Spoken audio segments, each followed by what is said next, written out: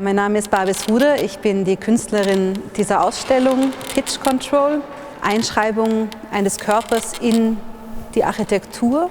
Die Ausstellung verhandelt den Grund- oder Kammerton A auf 3 verschiedenen Ebenen. A ist der Ton, auf den man sich meistens einstimmt, wenn man Musik macht. Nicht immer, aber meistens gibt es diesen Grundton A, den nimmt man von einer Stimmgabel ab oder einem Klavier bei einem Orchester.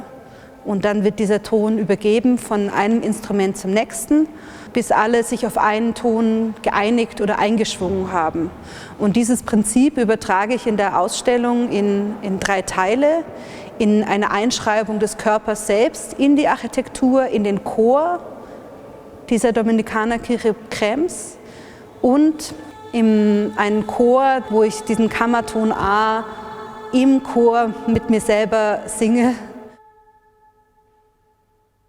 Der 3. Teil der Arbeit ist das Instrument A selber. Es ist eine Architektur, die schwingen kann, eine Mischung aus einer Schaukel, einem Dachstuhl und einem Metronom.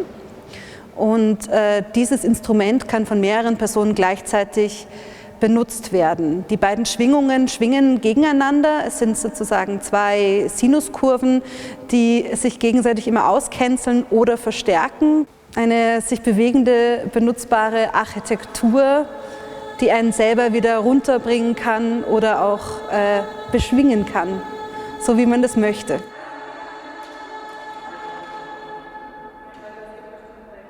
Mein Name ist Philipp Reinsberg, ich bin Architekt, Zimmermann und Lehrender an der Universität für angewandte Kunst. Ich habe ein starkes Interesse an experimenteller Holzarchitektur und Babis Ruder hat mich Anfang des Jahres angefragt, ob ich mit ihr an ihrer Skulptur für die Ausstellung Pitch Control arbeiten möchte. Was interessant war, dass einerseits eine kinetische Skulptur entwickelt worden ist und zum anderen ist das natürlich auch der Raum, diese Dominikanerkirche, die super spannend und interessant ist.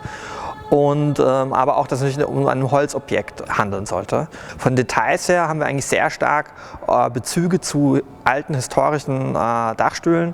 Es wurde quasi mit Sparren, mit Fetten, mit Kehlbalken, auch mit Fersen versetzt. Also es gibt sehr viele klassische Bezüge, die man auch zum Beispiel hier in dem Dachstuhl, wir waren oben quasi in der ersten Besichtigung, findet. Und das wurde aber gemischt mit quasi klassischen Ingenieursverbindungen. Also es sind auch große Schrauben reingedreht worden, es sind Gewindestangen reingedreht worden. Also es ist auch, wie die Arbeit sich so darstellt, so ein bisschen so ein Hybrid, eine Mischung aus verschiedenen Teilen, die am Ende zu diesem Instrument geführt haben, die im Körper erfahren werden können.